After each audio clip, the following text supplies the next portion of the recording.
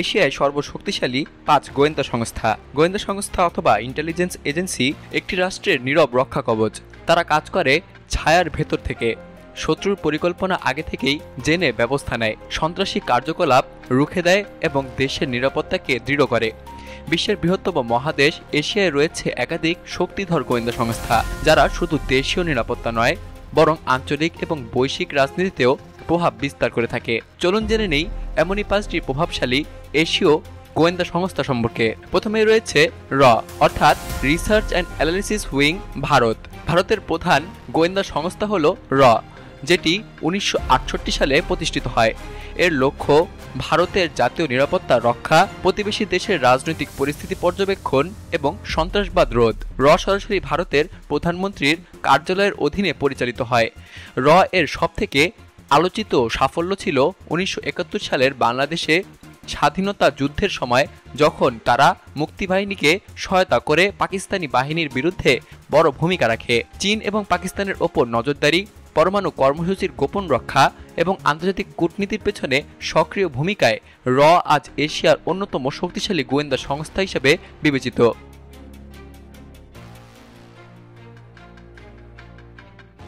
এরপরে রয়েছে আইএসআই অর্থাৎ ইন্টার সার্ভিসেস ইন্টেলিজেন্স পাকিস্তান। পাকিস্তানের সেনাবাহিনীর অধীনে পরিচালিত এই সংস্থাটি ১৯৪৮ সালে গঠিত হয় এবং এটি শুধু দক্ষিণ এশিয়া নয় বরং বিশ্বের অন্যতম আলোচিত এবং বিতর্কিত গোয়েন্দা সংস্থা।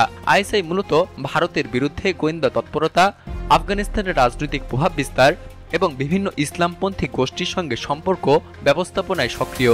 আইএসআই আফগানিস্তানে সোভিয়েত বিরোধী যুদ্ধে গুরুত্বপূর্ণ ভূমিকা রাখে এবং সিআইএ এর সঙ্গে যৌথভাবে মুজাহিদিনদের সহায়তা করে। একে বিশ্বের সবথেকে স্মার্ট এবং চালাক গোয়েন্দা সংস্থা হিসেবে বিবেচনা করে থাকেন অনেক আন্তর্জাতিক বিশ্লেষক, যদিও এটি সন্ত্রাসবাদে প্ররোচনা দেওয়ার অভিযোগেও বহুবার অভিযুক্ত হয়েছে। এরপর রয়েছে এমএসএস অর্থাৎ মিনিস্ট্রি অফ স্টেট সিকিউরিটি চীন। চীনের এমএসএস হচ্ছে রাষ্ট্রের প্রধান গোয়েন্দা এবং অভ্যন্তরীণ নিরাপত্তা সংস্থা, যা সরাসরি চীনের কমিউনিস্ট পার্টির অধীনে পরিচালিত হয়। ১৯৮৩ সালে প্রতিষ্ঠিত এই সংস্থা দেশের ভেতরে এবং বাইরে নিরাপত্তা, রাজনৈতিক শত্রু দমন এবং প্রযুক্তি চুরিতে সক্রিয় ভূমিকা পালন করে। বিশ্বজুড়ে এমএসএস এর হ্যাকিং এবং সাইবার গুপ্তচর বৃত্তির ঘটনা বেশ আলোচিত। যুক্তরাষ্ট্র এবং ইউরোপীয় ইউনিয়ন তাদের বিরুদ্ধে রাষ্ট্রীয় পৃষ্ঠপোষকতায় তথ্য চুরির অভিযোগ এনেছে। এমএসএস শুধু প্রযুক্তি নয় বরং বিদেশি সরকারের উচ্চপদস্থ কর্মকর্তাদের সঙ্গে সম্পর্ক স্থাপন করে গুরুত্বপূর্ণ তথ্য আহরণের কৌশলেও পারদর্শী।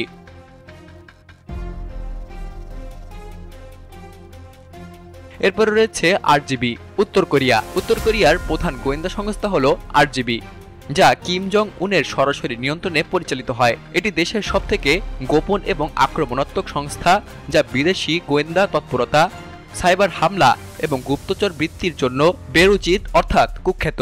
আরজিবি দক্ষিণ কোরিয়া, জাপান, যুক্তরাষ্ট্র এবং অন্যান্য পশ্চিমা দেশের বিরুদ্ধে সাইবার অপারেশন চালিয়ে থাকে। ২০১৪ সালে সনি পিকচার্স হ্যাক এবং আরও বহু অর্থনৈতিক এবং সামরিক তথ্য চুরির ঘটনায় আরজিবির নাম জড়িয়েছে। তাদের রয়েছে প্রশিক্ষিত হ্যাকার বাহিনী যেমন লেজার্স গ্রুপ, যারা বৈশ্বিক ব্যাংকিং ব্যবস্থায় হানা দিয়ে কোটি কোটি ডলার লুট করেছে।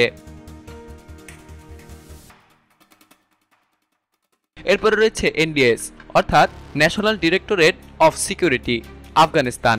আফগানিস্তানের এনডিএস একসময় মধ্য এশিয়ার অন্যতম শক্তিশালী গোয়েন্দা সংস্থা ছিল। তালেবান শাসন পূর্ব সময়ে এই সংস্থাটি পশ্চিমা গোয়েন্দা সংস্থা যেমন সিআইএ এবং রয়ের ঘনিষ্ঠ মিত্র ছিল এবং সন্ত্রাসবাদ মোকাবেলায় গুরুত্বপূর্ণ ভূমিকা পালন করত। এনডিএস মূলত তালেবান, আল কায়দা, আইএস এবং অন্যান্য জঙ্গি গোষ্ঠীর কার্যক্রম মোকাবেলার পাশাপাশি সীমান্ত এলাকায় নজরদারি এবং অভ্যন্তরীণ নিরাপত্তা নিশ্চিতে সক্রিয় ছিল। যদিও বর্তমানে তালেবান শাসনের ফলে সংস্থাটি বিলুপ্ত অথবা বিকৃত হয়েছে, কিন্তু পূর্ববর্তী এক দশকে এর কর্মকাণ্ড গোটা অঞ্চলে নিরাপত্তা ভারসাম্য তৈরিতে প্রভাব ফেলেছিল। এশিয়ার ভূরাজনৈতিক ব্যবস্থা, সীমান্ত বিরোধ, সন্ত্রাসবাদের বিস্তার এবং পরমাণু অস্ত্র প্রতিযোগিতার কারণে এই অঞ্চলে গোয়েন্দা সংস্থাগুলোর গুরুত্ব ক্রমশ বাড়ছে। র, আইএসআই, এমএসএস, আরজিবি এবং এনডিএস এই 5টি সংস্থা শুধু তাদের নিজ নিজ দেশের নিরাপত্তা নয়, বরং আঞ্চলিক রাজনীতি, সামরিক কৌশল এবং কূটনৈতিক ভারসাম্য নির্ধারণেও অগ্রণী ভূমিকা পালন করে। এদের মধ্যে কেউ কেউ প্রযুক্তি এবং সাইবার দুনিয়ায় শ্রেষ্ঠ, আবার কেউ পারদর্শী হিউম্যান ইন্টেলিজেন্স এবং ভূগোপন অভিযান চালাতে।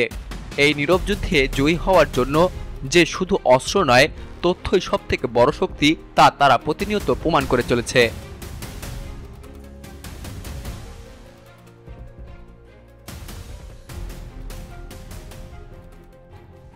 বিলিয়ানুর, নিউজ ডেস্ক, বাংলাদেশ কণ্ঠ, ঢাকা।